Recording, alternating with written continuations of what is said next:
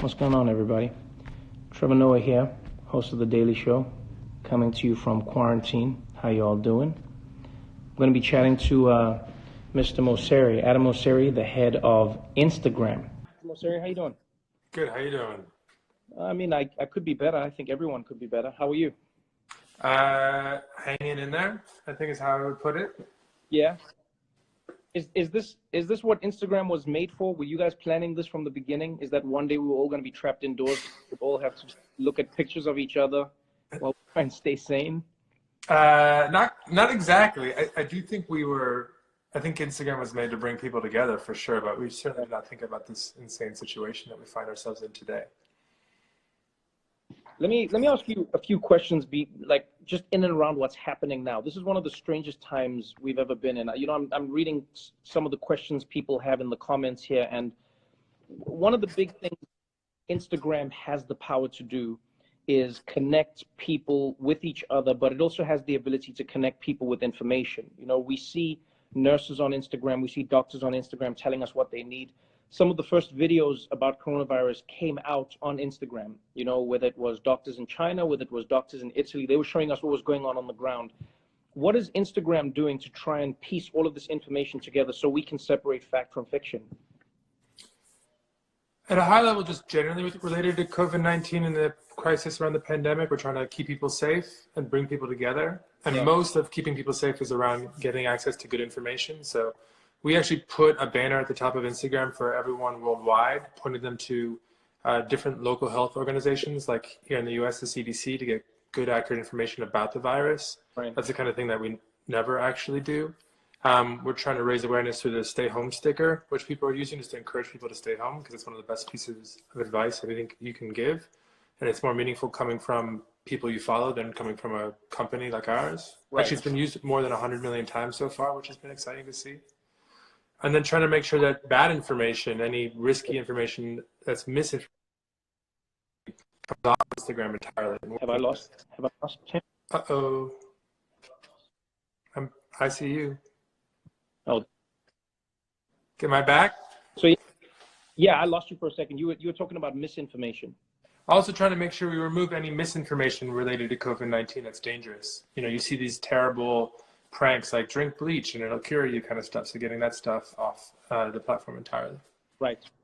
This is also a strange time because, on the one hand, you have people who are at home, people who are stressed out, afraid, etc. And then it feels like this is one of those moments where social media can be the best thing or the worst thing. Some people are being crazy and angry online, and then other people are creating memes. Like you said, there's all these challenges, the push-up challenge, people are singing at home. Is Instagram working to amplify this content? Or are you trying to bring people together behind these common causes, or is it just happening organically and you're just letting it go? A lot of it's happening organically. We're trying to figure out how we can help amplify it and how we can do things really quickly. And normally if we have an idea, like we're seeing all these amazing lives happen right now. Mm-hmm. You saw John Legend and Chrissy Teigen do a wedding for their daughter Luna's stuffed animals over the weekend. These things are amazing.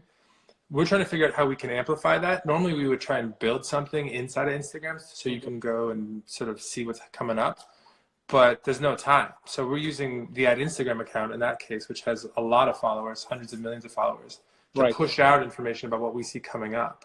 So in general, we're just trying to figure out how we can duct tape solutions together quickly to try and amplify the good that's happening on the platform, as opposed to building things that might take weeks, given that how pressing the need is right now, I think, to help out. Do you see a world where you would be doing that?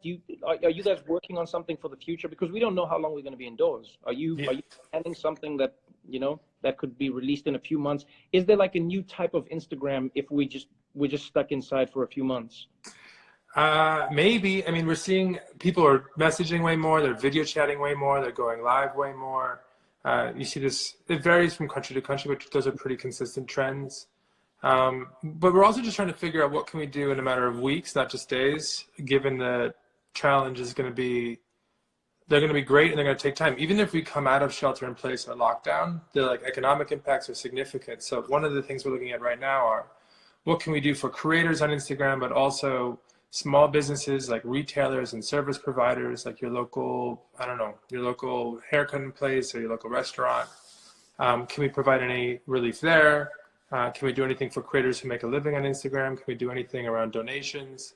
So these things would take weeks and not days to do, but we are spending a bunch of time there.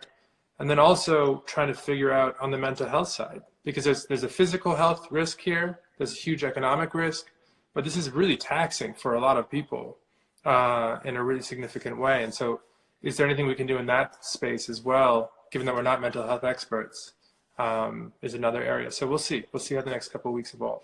Is there like a thing you can do online to just get rid of all negative information? Is there like a filter we could tag on Instagram where we say, hey, we just, we don't want to see or hear anything negative? Is that a possibility? That's not quite there, but you can block certain words in your comments, which is pretty valuable for certain people. But no, that's not nearly as ambitious as what you're talking about. Yeah, we're thinking more along the lines of getting people emotional support, again, making sure they can have a network to lean on if they're in times of crisis. What does that mean when you say that? Because, one thing that I've always talked a lot about is I've heard stories of depression. I've talked about how hard it can be to cope with anxiety or depression. How during times like this, one of the hardest things is to not maintain contact with the people you normally do.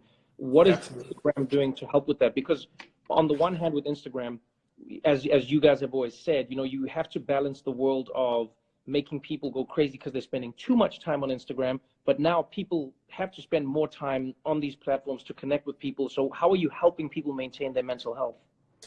Well, a few different things. I think the most important thing is just helping people connect with their loved ones that they really care about. If you're separated, I mean, my brother lives in LA, my sister lives in Berlin. I'm really close to both of them. I use Instagram to stay in touch with them. But beyond that, we're seeing other things happen. We're seeing mental health experts like therapists and psychologists use Instagram to connect with their patients. Lizzo has done a bunch of meditations with the flute and the whole crazy thing, going live on Instagram. So we're seeing a lot of this happen organically, which is great. So we just want to know, when possible, can we amplify that kind of thing? Right.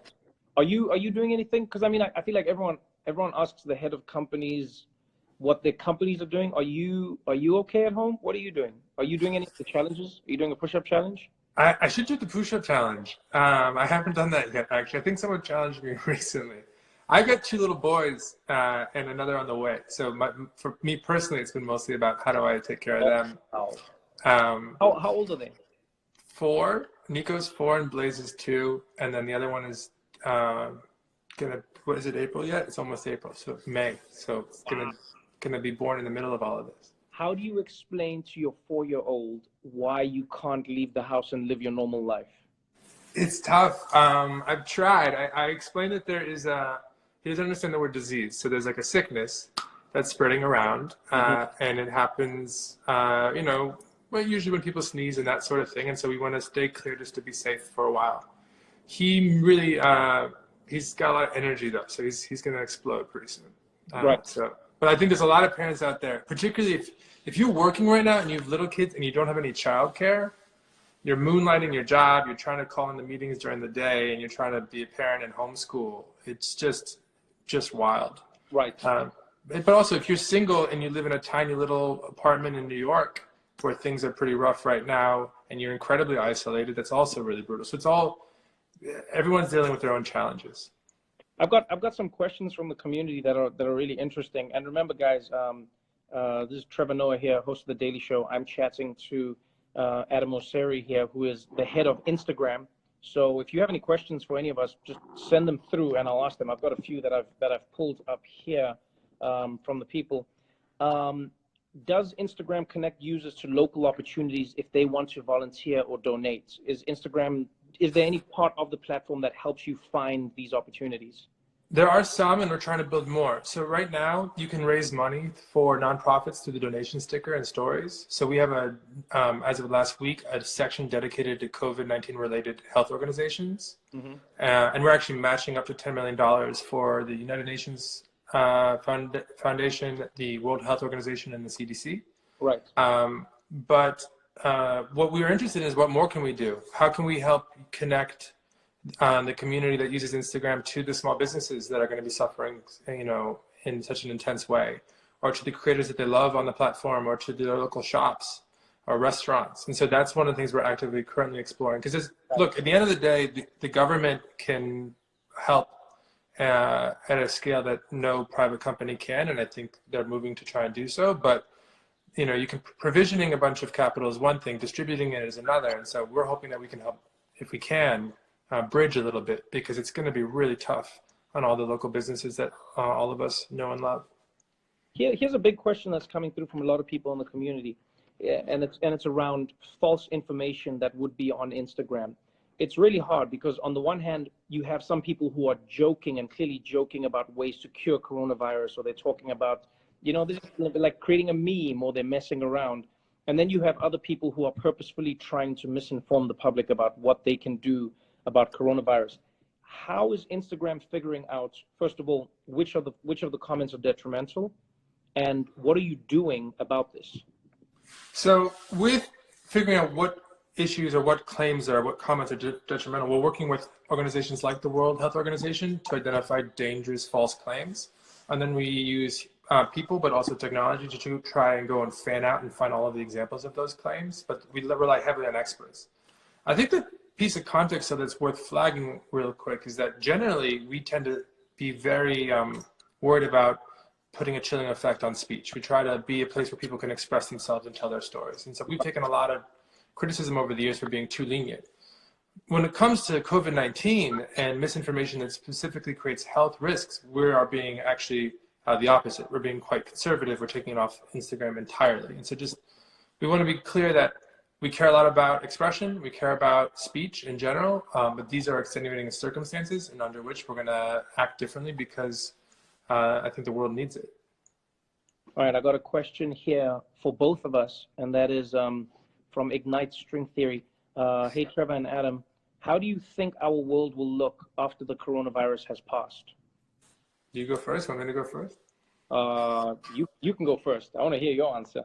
I think you're going to see a number of broad shifts that have already started accelerate, right? So you're seeing people move more and more shopping online. You're seeing people video chat and do this type of thing more and more.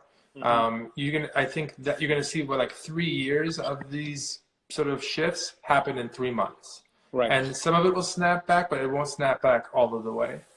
But I also think it's going to be a while. Like even after all of these, each local lockdown or shelter in place opens up, I don't think people are going to immediately go out and party. I think people are going to be careful about large gatherings for a period of time. One interesting question is like, if it goes on for a really long time, do people still shake hands? Like, I don't know. There's all sorts of crazy ideas you can imagine. Right. But I think that's like the psychological impact is going to be significant. You meet my great grandma lived through the Great Depression. I'm not comparing this recession to the Great Depression. That was much longer, but she was 96 when she passed, and she still couldn't spend money. So you can imagine certain effects, but concerns about health or concerns about economics or money might last a long time, depending on how long this lasts. I don't know. Yeah, I feel like whenever someone asks me, what do I think the world will be like after coronavirus? I think the question I first pose back to them is, how long do you think coronavirus will last? Because I think if we went back to our normal lives in a week, I don't think the world would change. We would all come out of it like it was like a forced mini vacation, weird moments in time. And I think people would be more brazen than ever. There would be certain hubris because everyone would be like, oh, we survived, it wasn't a thing. I think if it goes for a really long time and we start to see the effects economically and physically, if you start seeing huge numbers of people dying, if you start seeing a ton of people not being able to afford food, I think we're gonna reach a tipping point where society then decides what's more important, staying indoors or going out and getting food, working or not working, etc. And it's going to be hard. It's going to be interesting to see how governments manage that period. And then I think after that, whatever they've done in that period determines what we live like afterwards. I mean, I've already seen just from surveys and from polls that have been conducted, people's perspectives on certain issues are changing. For instance, now people care more about medicine and what access they have to healthcare. Now people are thinking differently about their healthcare premiums and universal healthcare. It's a completely different conversation right now. Even just job security. There are countries around the world where people have protection, the government says if you're unemployed, we'll find a way to keep you, eating and living until you get another job. A lot of countries don't have that. And so I think, to what you're saying, as much as business is going to change, I think politics is going to change depending on how long this coronavirus threat goes for. Because if it goes for long enough, people are just going to want to make sure that we're never in the same situation ever again.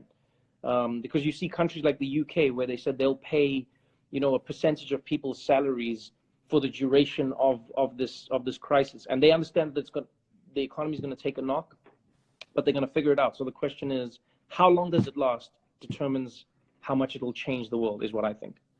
Makes sense. And I think you're going to see, I mean, unemployment is spiking in a huge way in any country that's been affected so far. And I think those if people stay unemployed for a long period of time, that also will change a lot of how people think.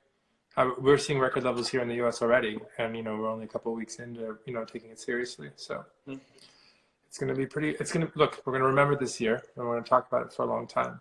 Right. I got two interesting questions. First, quick one that just came up was, why are you in a closet? I'm in my garage. Oh. So I'm lucky and privileged enough to have a garage, so I can go when I'm working and hide from my children. We want to see the kids running in the background. That's what you need. You joke. That happened last week. I was doing a live. We're doing an Instagram live to the Instagram team, giving them an update because we're trying to take care of them too. And Monica had the garage, my wife, and the kids they just ran in, and I was like, and they got in a fight because there's two boys, and I had to try and play referee. That's what you need. You don't want to see it. You don't want to see it. And then the other question was really interesting. If I just scroll back to it, it was, what are your opinions on the fact that this is actually good for the planet? That, we as society are taking a break from polluting, from, whether it be our cars, our emissions from factories, etc. What are your opinions on that idea? I don't know. I haven't thought about that enough to have a good opinion on it. I will say, I think climate change is one of the most, if not the most important long-term challenge we face. So it's an area that I care a lot about, but I have not thought about how specifically this pandemic will affect our work there. I think that could cut either way, honestly. We'll see. Actually, depending on how long it lasts, the longer it lasts, the longer the economy's hurt. Maybe people care about climate less, or maybe they care more about health and they care about climate more. You could see that one going either way. Right. Let me ask you a crazy question. Could Instagram create a feature where people who are gathered together who shouldn't be together, their accounts get blocked, if they're not social distancing? Can you guys do that? I don't know if we can know who's supposed to be together and not be together, but yeah, theoretically you could try and build something. Right now, right? We're not supposed to be in the same place unless you live with people, or those are the people you've been incubated with. Right, exactly. So my question is, can Instagram shut down people's accounts until they separate? Is that a thing you can do? Technically, we could try. I don't think, for a bunch of detail reasons that aren't that interesting, I don't think we'd be that good at it. So we'd do it to people who didn't deserve it, and not do it to people who did, probably too often. People who live in the same apartment building, their phones might just get cut off. Yeah, if you're in a city and you're all in the same building, you're doing good because you're on floor 10 and I'm on floor 20, but we're nope, you're now blocked. It might be kind of rough. Okay. There's some fun questions that are coming through from people online, and they're saying, yeah, I guess this is a question that I can ask to Instagram, etc. Is, can you help people find toilet paper? Is there a way that Instagram can help with this? If there was, I would take advantage of it myself. My wife is really anxious about the amount of toilet paper we have in our house.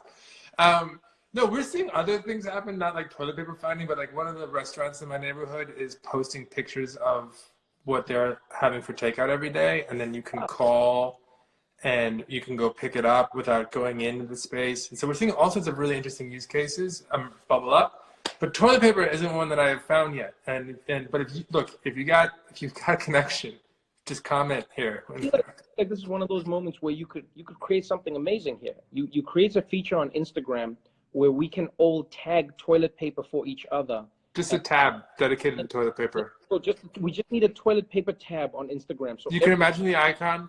Toilet just a nice little outline. It's gonna be perfect. just a little thing. Someone had a good comment. They said we can just use water. That's true. If you have a bidet, I mean, this is not a problem in your world. You know? So that makes a lot of sense. Adam, I mean, everyone is out there, well, in there, I should say, trapped indoors, living their lives.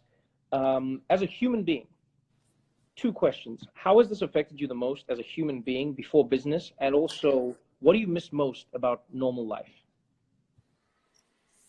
As a human being, I mean, I don't know if this is, I don't know if I can distill it down to one thing. I mean, the thing that I'm most trying to figure out is how do I support my family and support and do my job well, given that my job has gotten much more intense, as you can imagine.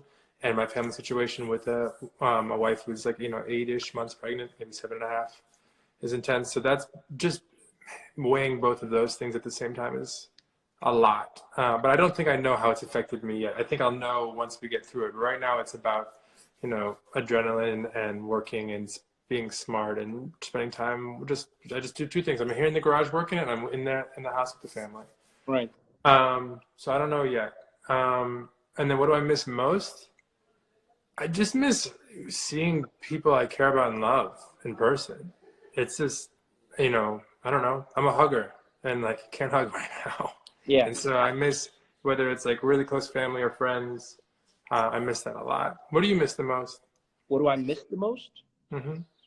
I would be lying to you if I said I missed anything. I mean, I don't like the tension in the world. I don't like how many people are being affected by this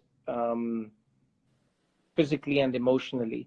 But for me personally, I'll never lie to you and say that my life has changed, even in the slightest. I stay home.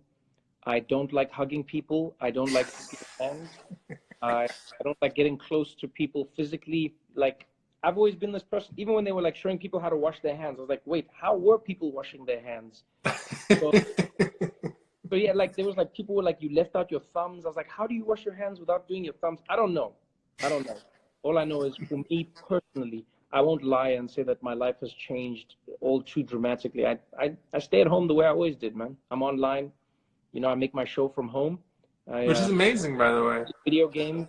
And now I have an excuse to not go out and see people. Because people always stress me out. They always be like, why don't you come outside? It's so sunny. It's such a beautiful day. You're wasting the day. Now, I'm like coronavirus, baby. I can't go anywhere because you've got your go-to excuse.